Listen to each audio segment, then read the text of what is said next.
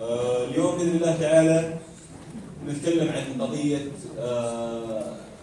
المؤرقة لكثير مننا احنا الشباب كطلاب. أول ما نختار إنه نطلع الوظيفة، خلاص عندنا أمس وضحنا الالترناتيفز اللي عندك، اللي هو مثلا نتكلم ماجستير، تدور على وظيفة، تبدأ البزنس الخاص فيك. لكن حاليا إذا مثلا قررت إنه أنا أروح شركة معينة، جميل، أول شيء بيواجهني اللي هو قضية الHR أو اللي قابلني معي انترفيو. عندنا السي في، كيف أعمل كيف أعبي، إيش اللي أحط فيه، إيش اللي أركز عليه، المقابلة إيش أسوي فيها. اليوم بإذن الله الأستاذ مارك عنده 25 سنة خبرة في مجال التوظيف، فيعني لا تعتبروه. اللي عنده أسئلة، اللي عنده أي شيء، الرجل موجود، والله يعطيك العافية شركة بارسونز وفروا لنا إياه. فعندنا بإذن الله تعالى بكل تقسيم 40 دقيقة كمحاضرة، ثم في آخر 10 دقائق نستقبل الأسئلة والاستفسارات. Assalamu alaikum. I see a lot of faces here from yesterday. I appreciate you coming. I'm honored to be here. First of all, I want to say thank you to a few people that invited Parsons here. Dr. Khalid Al-Hamazi, Redeem, has been very hospitable to us and has been very kind in bringing us here and having yesterday and today Parsons Days. Also, Dr. Abdul Mazen Al-Bada, he's been helpful in bringing us here and supporting us and providing this program for you. And Adele, he's been all over the place helping us from the minute I walked through the door yesterday, and Adele Al-Yosef is his name, and of course Faisal, who has helped us immensely. So, I'm here today to talk about finding a job. Some of you are in your first, second year, some of you third, but some of you are going to be graduating soon. And today I'd like to talk about, the process of finding a job. My background is I work, of course, with Parsons. I'm a project coordinator for them. And I've been here 3 years with Parsons. I enjoy my work very much. Matter of fact, I love my company and working. I hope you get so lucky that you can enjoy your work like I do. I also want to introduce, too, somebody I forgot to introduce. I wanted to stand up. It's Michelle Almawalis. He's the senior manager for us at Saudi Parsons, and in a way, he's my boss. And Brad Clippinger, who's the director of projects, and Nabil Ali, who is, I wouldn't be here today if it wasn't for Nabil and for Brad, frankly, so I appreciate their support. Okay, let's talk about what we're here for. Okay, so the jobs. Looking for a job, trying to find a new job. I'm going to give you a little different approach to it today. Get your mind thinking about different ways to look at the job market, okay? Because at the end of my presentation, it's not about, I want you to be thinking, it's not about just the job, okay? It's about the right job and a job that's going to promote your career, okay? My background, as I said, is with Parsons as a project coordinator, but my experience in presenting here today is more wrapped around 20 years of recruiting in the United States and internationally. So I've recruited for 20 years. Siemens, Johnson, Honeywell, Dell, EMC, Cisco. I work for all of those companies. I've recruited for them. And you can't help recruiting for 20 years and not learn something about what companies are looking for, especially in the recruiting industry, and that we call them headhunters. And when you're getting paid to find a position for a company, you better know what that position's about and what the right person for that job is, and how to interview, how to prepare the resume and that. So let's get started a little bit here. I kind of skipped through this part here. Research, contacts, networking, your resume, the interview, and follow-up. This is what we're going to discuss today. Research. We'll start right there. 70% of all hires come from referrals and networking. Okay? Everybody. 70% of the hires in companies come from a referral or networking. 5% come from you sending, right now you're thinking, okay, I'm going to graduate from a great university, you're going to get that brand, King Salud University graduate, you're going to get that brand on your resume, but you're going to take your resume and you're going to cast it out into social media, and you're going to wait, for a call from the company. That's not what we're going to be talking about today. That's not at all a way to find a good job. How we're going to go about that is, first of all, you're going to do your research. You're going to identify the companies. The paradigm shift here that I'm going to talk to you about today is not about the job. It's about the company. Okay? You work for a company like Amazon, Google, companies like that. When you get out in the market, their brand is your brand. You work for Google, that's your brand. King Salud University is that brands you, starts your branding, if you will, in the market, who you are. But then you go to work for Google, Ramco. You go to work for Ramco. I'm going to look at a Ramco resume. Everybody in this room, we look at a Ramco resumes. I don't care if it's for whatever job. I'm going to look at that resume because that's a powerful brand in the market. Okay? So going back, we're not looking for any job here. We're looking for the right job, the way to build your career and to brand yourself in the market. Okay, so I want you to go on. I put down here local, regional, or international. That's because you have to be a little careful. One thing I've learned about Saudis, not so much in the U.S. You go to school in Boston, and you find a job, and it's in California. We move out there. It's kind of part of the culture. Saudi, I noticed, not so much. You like to be with your families. You like to stay in your geography, if you will.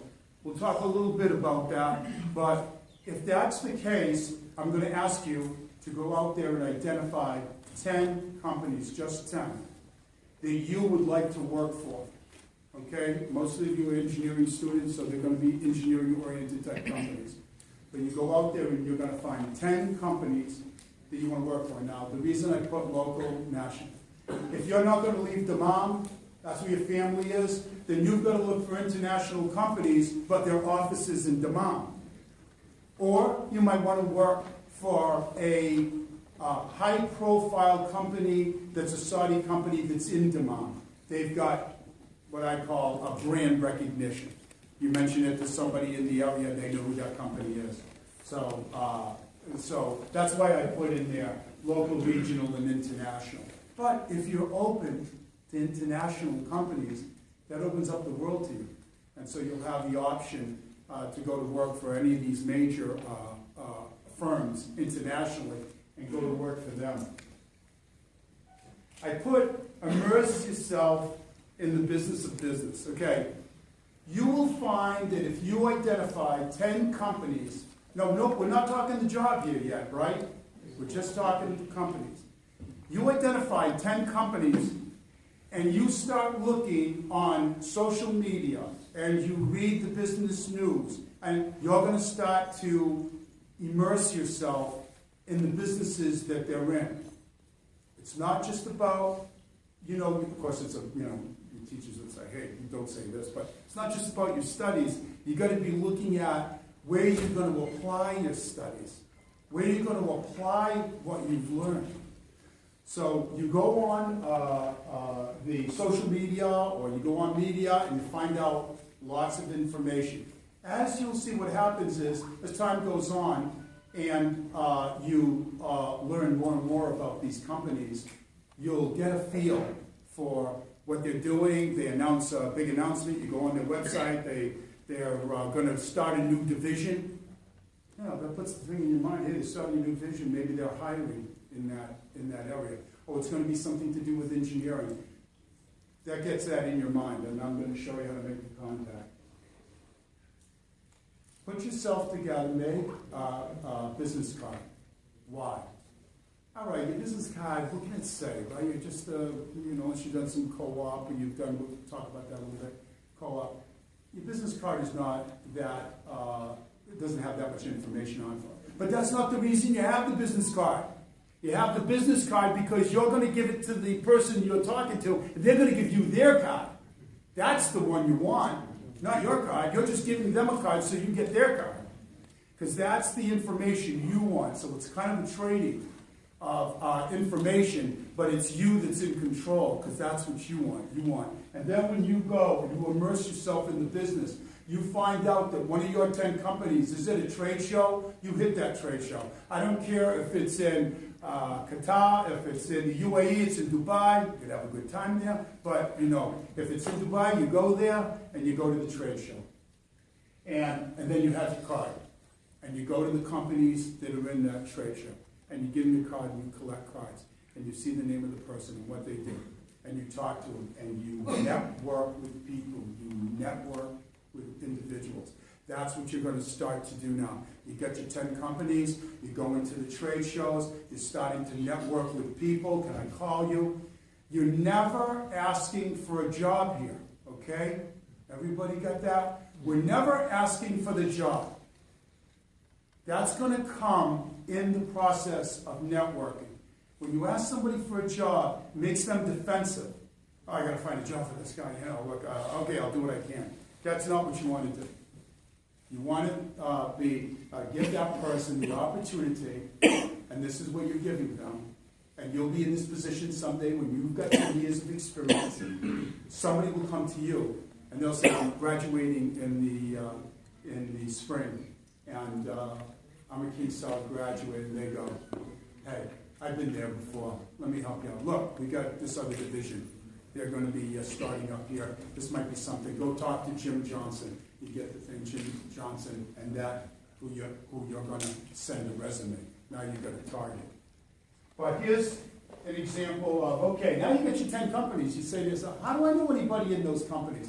Anybody in this room can tell me what common element that you have with almost every company that you have, these 10 companies. Anybody? You're a King Saud grad. You go on LinkedIn, you connect with King Saud grads, especially ones that have 3 to 5 years in the company, new individuals, and you send them an email and you contact them. And you write something along the lines of, my name's Mohammed. I'm graduating from King Saud University in May. In my research, I identified your firm as a company that I would like to work for. I would like the opportunity to speak with you briefly, learn more about Aramco or whatever company it is. Now, you just joined. You graduated from King Saud. You're 3 years into your career. You're not going to reach out to a King Saud grad and say to them, hey, email me. Talk to me anytime.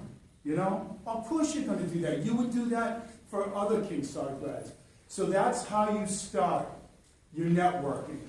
You get your 10 companies, you list those companies, and then you reach out to King Saud grads within those companies.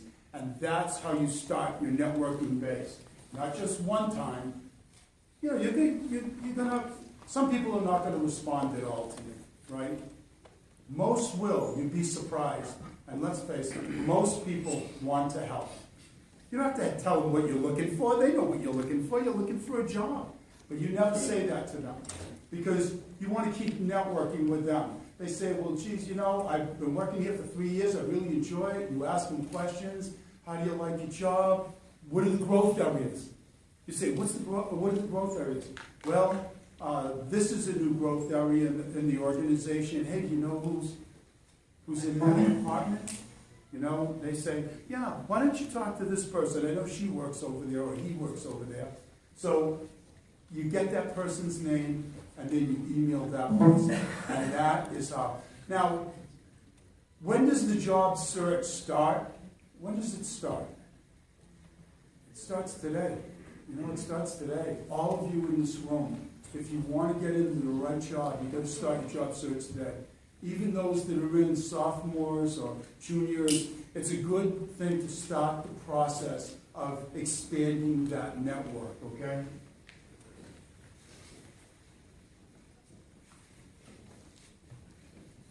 The resume.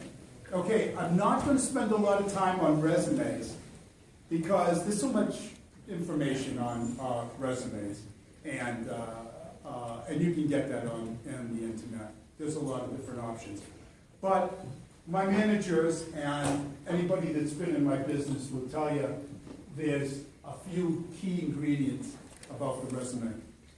The number one key ingredient, to get it to the right person.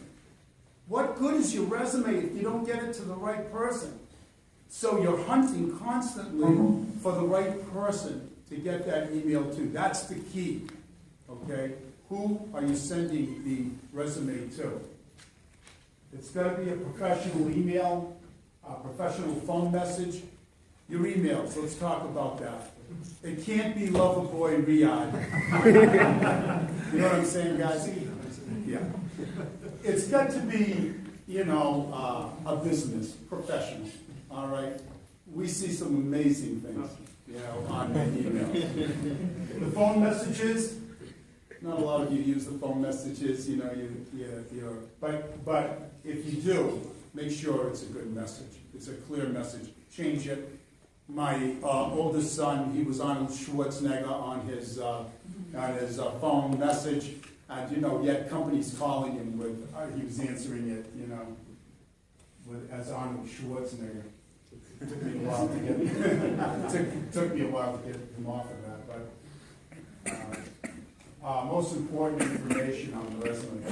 Well, of course, it's your contact information, right? Let's go to yeah. The most important information on your resume is your contact information, of course. Right? Phone number, email address, and that. Your profile. Okay, so you might not have a lot experience, but to graduate from here, you've got to be disciplined, you've got to work on teams, you've got to be a collaborator, you've got to research, you've got to sacrifice. You didn't get to graduate from here because you don't have a lot of skills. You have skills. The fact that you sit here and no phone's gone off right now is a skill that you're good listeners. You know, so you've got good skills. So you have to make sure that in the first line, put in your profile. Something about, you know, this is graduated from Kingside University and I participated in this co-op program. But don't go into a lot of goals and this kind of thing because we know you're new in that and into the market, so you don't need that. Your education, that's the first thing you've got, right? That's your brand right now. That's your brand. You're going King Saud University, bam. That's what they want to see. Okay, he's graduated from a great university, and I had computer science down here. Technical skills. We live in a world of technology, and I got to tell you something. If you are a graduate, don't expect the company to know all the technical skills you have. When I came to Parsons, I had used spreadsheets on and off, a little bit here, a little bit there. When I got to Parsons, we do everything on spreadsheets. They're just talking to you at 90 miles an hour. These spreadsheets keep folding down and going sideways. And I'll tell you, it took me a while to figure the whole thing out. But anyway, put down your technical skills, things that you've learned, the software that you know. Get that all on there. And of course, co-op volunteer, any kind of job that you can do. I get a lot of these questions when I was in the hallway. Some of you saw me. I got a lot of questions. Should I volunteer? Yes. The answer is yes, yes, yes. Okay? Go out there. Find a position that you can do, whether you get paid for it or not. Do that job. Because it's good for you. You're going to learn something from it. But more importantly, it's something you can put on your resume and just separate you, give you a differentiator between a person that hasn't done it out there. And it shows, you show up on time and, look at you guys, 2 days in a row, man, you were locked in your seat. I'm amazed. We can't get that at work. So make sure. So I don't have to go over that in a lot of detail. There's a lot of information, but keep it one page, keep it short. King Saudi's the bat that you're hitting him over the head with, so, you want to make sure that you have that on there. And what happened there? Man, I'm out of work here. Just lost my job. You're not going to get that raise you were talking about now. You notice he said the raise that I was talking about. Obviously, he wasn't talking about it. Yeah, so the next part, of course, is the interview. And everything you did from the beginning, the research, the contacts, the networking, all of that, the resume, all comes down to this moment, right? The interview. Now, you've networked and that. Now, here's the beauty of this process. Okay, so you go into the interview. There's the basics, of course. Don't come in with sandals. Okay, you know what I'm saying? Wear a pair of shoes. All right, sandals, no. But fresh. So you're on your game. This is game time. You're there early. Do a dry run to the place. Know where it is, so you're not nervous and have to worry about when you get there and everything. Go drive there first. Go check it out. And then come back, but be there early, 15 minutes early. Somebody comes to meet me at the office to interview, and they're 15 minutes early, and they tell the reception person comes in to me and says, they're here early. I go, yeah, I'm working on something right now, but I'm thinking in my mind, I'll see them at 9 o'clock, but I'm thinking to myself, I like that. The person's here early. So then just make sure you're dressed right. You'd be surprised what we see. And then, of course, it didn't work out there. But I know this by heart, obviously. So the interview. So be there early, that kind of thing. Now, when you sit down, here's the beauty of the whole program. By now, you already know a lot about that company, don't you? You researched, you've talked to people in that company. When that person looks at you and says, the famous question that I hope you're all prepared for, why are you here today? You can quickly answer, I'm here because I researched, I identified you as a company I wanted to work for, and I networked with people within your company, and that's why I'm here today. This is the company that I want to work for. There's not a manager that will tell you they're not happy to hear that. When they hear that you already know about their company, be careful of that. I'll just caution you there. Don't start to talk about their company because you don't know it that well, and you might be, as I was being told, not yam blue. But anyway, that's my Arabic. So that's about, the end of my presentation. I hope it's been helpful to you. I'll just summarize, basically the research, okay? Number one, find the 10 companies, okay?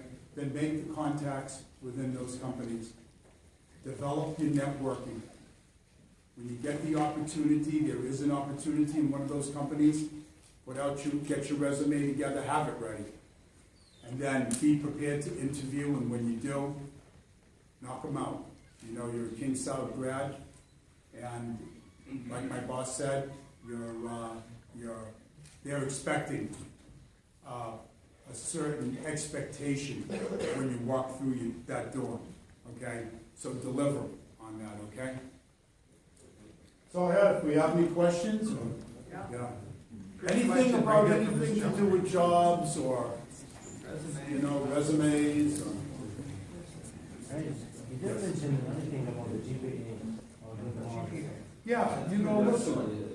Again, by the time you get into the position of interviewing and getting to that point, of course, that's going to be. But that's something that's already, you can put it on your resume. If it's high enough, you want to put it there. If it's not that high, you want to leave it off. You know what I mean? But I can tell you this. The GPA is going to help get you in the door. Once you're in the door in front of the person, it's all on you. It's all on you. All that resume goes away.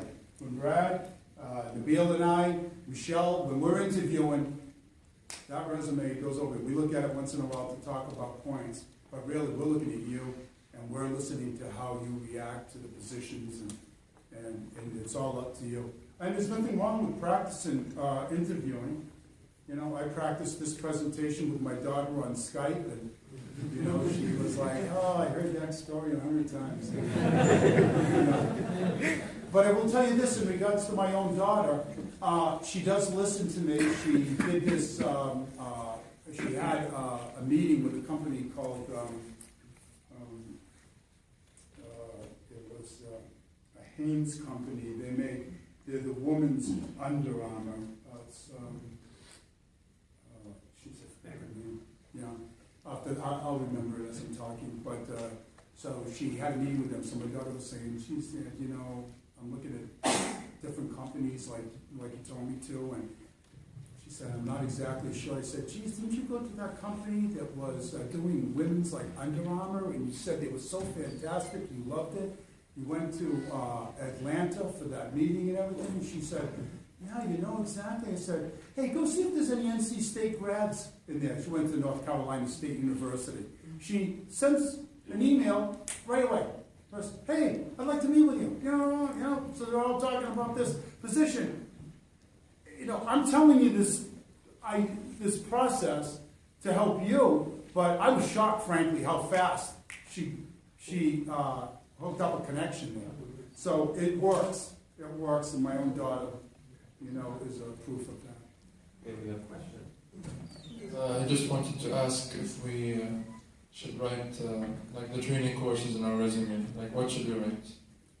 Well, don't want to get down too detailed. I guess what I would say here is that try to do some volunteering in co-op. Try to get some things that would be meaty for the resume to show that you've been in a job environment of some sort, it's a real differentiator if you can do that.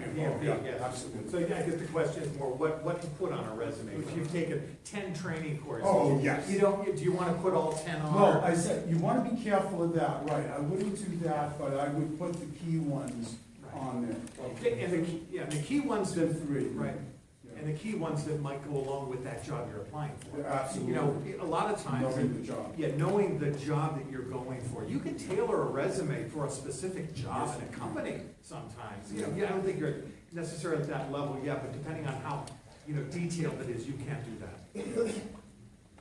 Yeah, if you do know something about the company and you know about the position, because again, you've been networking with people. They told you about a position within the company, and you talk to somebody about it, find out more about it, because that gives you an advantage over anybody. Go ahead. About the interview, they sometimes ask you about what is your plan after 10 to 15 years in your life.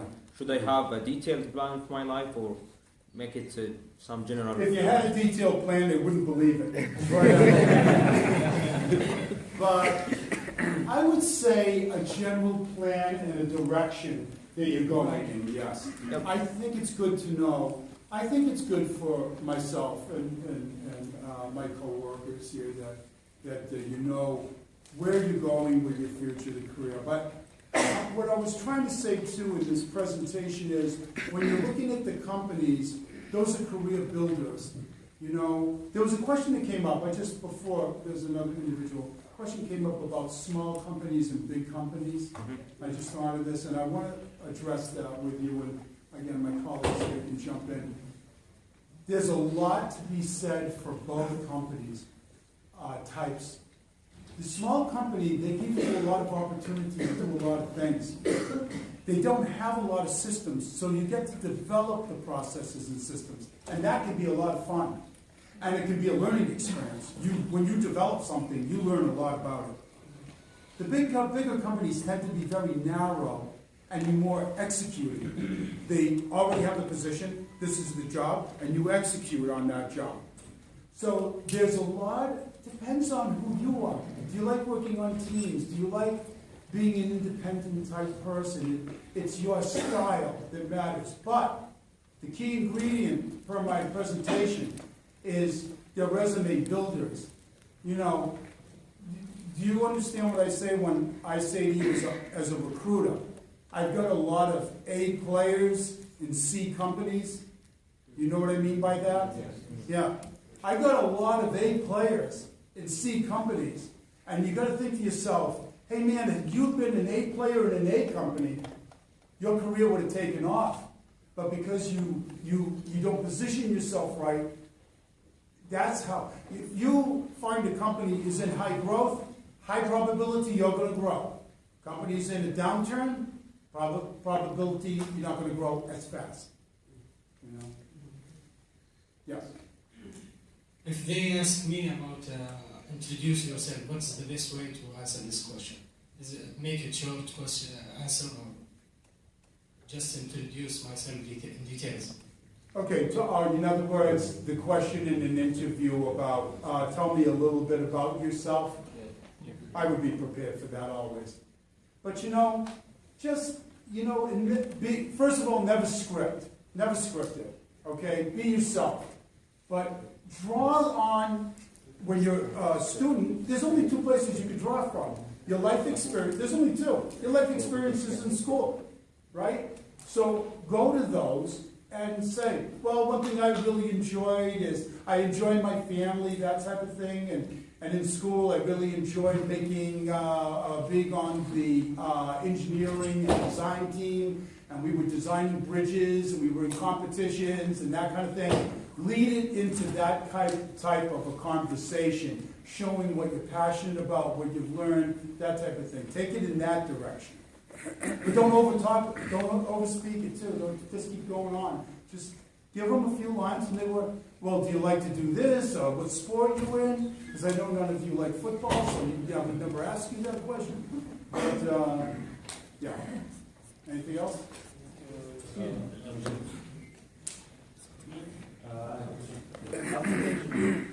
The manager or the company you are dealing with, he gets that. You can say it in Arabic. Okay, if the manager, he wants you in the or he don't. How he told you? In the end, how he tells you that? In the interview or after you go, he contacts you? We're never going to talk to you about, we're never going to say to you that, you're the right person, because normally, in most companies, not always, but most companies, it's a joint decision amongst you. Usually going to interview with several people, and then we're going to meet together, and we're going to discuss some of your qualities in that The conversation. same company interview more than one. You'll come back to the second interview. And another thing to mention too, Mark, Yeah, go ahead. one of the things that I've always, is a turn off sometimes. You don't need to mention money in a first interview. Don't ever mention money. Never. Always let them mention money first. They You'll bring that win. question up. It's like bring buying that a up. car, right? You don't want to mention money in the first interview, because you'll get to that point Yes. at some point later on. Remember, they got to make the offer, not you. Right. They make the offer. So that's your job, is to say, I'm the right person for this position. Their job is to say, this is what we're going to offer. You know, so that's it. But, no, nothing. You're going to know what they're going to offer when they offer it. That's when you're going to find out how much they're offering you. If you're the right person, remember this. if you're the right person, they've made a decision that you're the right person. Okay? They had other people, but you were the one they chose. So now, if you were ever in a bargaining position, they just said to you, we'd like to make you an offer. You're the guy. So now you're in a position where you can say, listen to what they have to say, and if you've done your homework and you know what others are making, and you got a feel for it, you might want to ask for a little bit more. You can always test it. They can always say no to you, right? You can say, they say 20, and you go, I've talked to some of my friends in the industry, and I understand 22 is more in line with what they make. And if the hiring manager goes, well, we'd be willing to consider that, then you know, okay, they're going to move on this. But if they don't, leave it alone. That's the offer. How important is getting a part-time job before? Yeah, any job's volunteering, you gotta do it. Okay, everybody here, guys, get out there, volunteer, get some job experience, okay? Get some job experience. Sorry, Parsons doesn't have anything. No, I'm just Yes, as an interviewer, during the interview, what exactly do you look in a person? You already know his education, his skills. So what exactly do you want from him during the interview? well, yeah.